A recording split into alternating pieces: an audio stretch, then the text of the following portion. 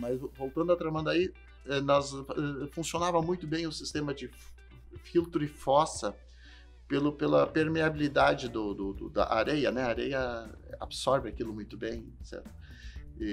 Então, eu fui lá para fazer isso, para fazer a urbanização.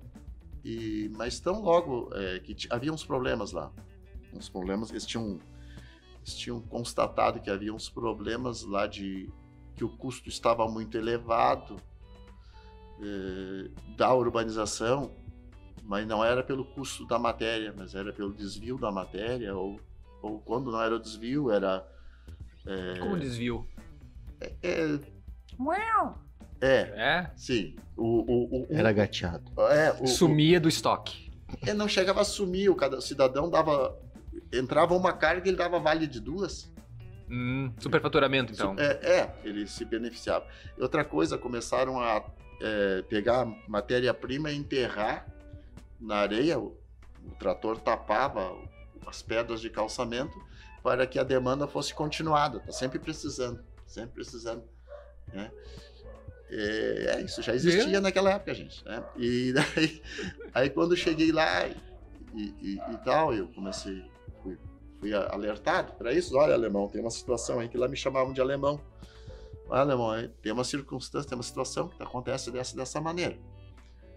Em primeiro lugar, eu comecei a fazer uma observação mais rigorosa, me fazer mais presente no dia a dia, no canteiro de obras, que se fazia necessário.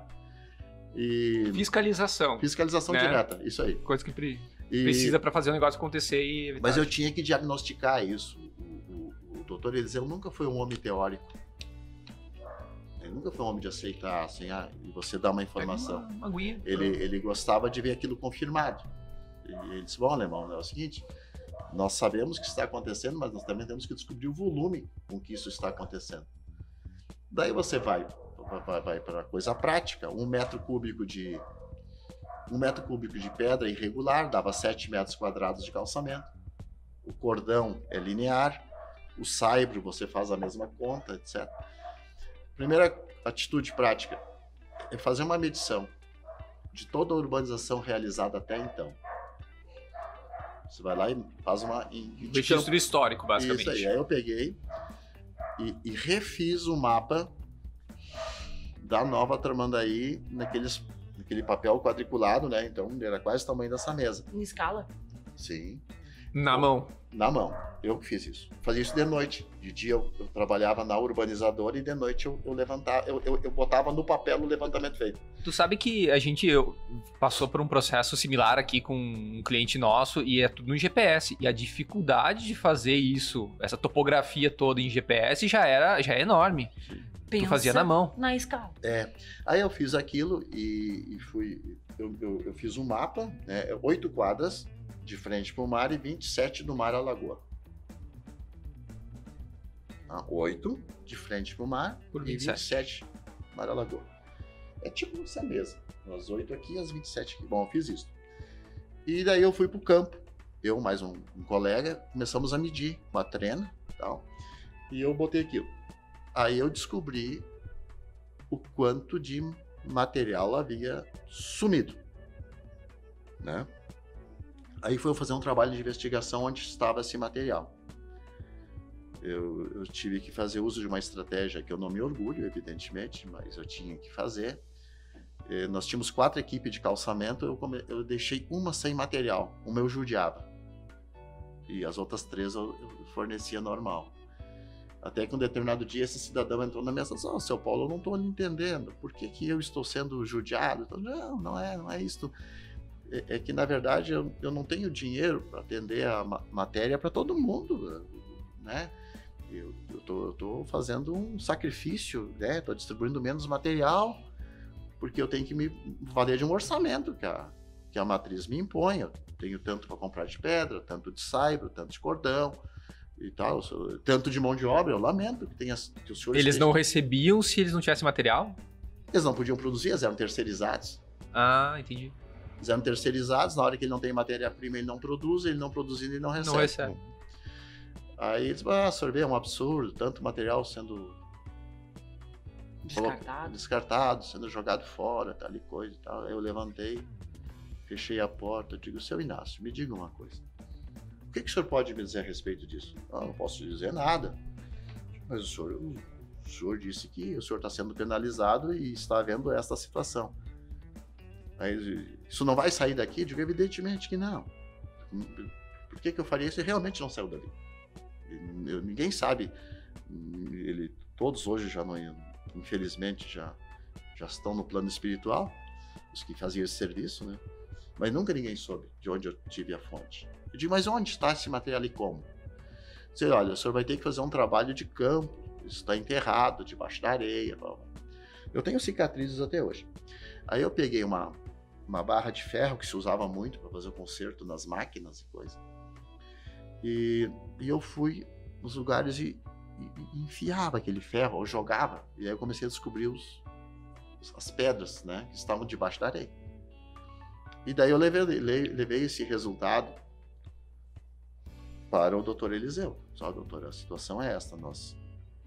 E eu tinha o levantamento contábil, porque eu tinha que fazer uma conciliação entre o que eu tinha no estoque, né, o que eu tinha em obra executada e o que nós tínhamos pago. Eu tinha que ter este controle, porque senão seria só teoria, né? Mas então nós tínhamos comprado uma infinidade de metros e tínhamos executado tanto de obra e muito pouco em estoque. Então deu para verificar o tamanho do rombo. Mas essas pedras só escondiam para aumentar a demanda. Para aumentar a demanda, mas não se utilizava as pedras, ficava lá enterrado. Ficava enterrada, porque daí o que acontecia? O cidadão que encomendava as pedras, ele era comissionado do fornecedor, né? E daí nós descobrimos isso, resolvemos a situação, e daí tudo se ajustou normalmente, né? E daí surgiu a necessidade da loja de material de construção para atender às construções que se faziam. E daí a gente... Se for procurar, tem pedra até hoje lá. Tem, infelizmente tem. Não, a gente descobre quando vai fazer uma casa, né? Mas... Quando vai fazer uma casa, tu vai fazer a fundação. Tu descobre as pedras. E daí eu fui encarregado, fui destinado a estruturar essa loja de material de construção. Uma vez a loja funcionando, trabalhando, contrataram 2 cavalheiros. O Natal, que tinha uma loja de... Como é que eu vou dizer? Livraria. Uma livraria no centro da cidade, Tramandaí, e um funcionário de uma outra empresa de material de construção, que se chamava Renato, que hoje é dono de loja de material de construção. Eles contratavam essas pessoas, as pessoas davam continuidade ao trabalho e eu voltava para a matriz. Voltava ao meu trabalho anterior. Aí surgiu a necessidade de estruturar uma empresa de eletrificação. Quando tu fala em estruturar, tu implementa todo o negócio, sim, tu cria departamentos... Não, tu faz o pavilhão, não, nosso tempo era bem mais... Tu fazia o pavilhão, fazia estrutura física interna... Acho que a estruturação é mais física do que organizacional. Não, era física. Não, organizacional era consequência. Eu deixava ela funcionando. Não, eu chegava, fazia o pavilhão, fazia o depósito, fazia as compras iniciais, botava ela a operar. Abria as portas e seja o que Deus quiser. Aí eu voltava para a matriz, voltava a ser o que eu era antes, e esses técnicos propriamente ditos, que tinham experiência naquela atividade, eu também tinha.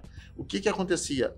Aí que volto ao meu agradecimento a Serafim Dias. Tudo isso que eu empreguei... Tu aprendeu ali. Foi conhecimento que eu levei.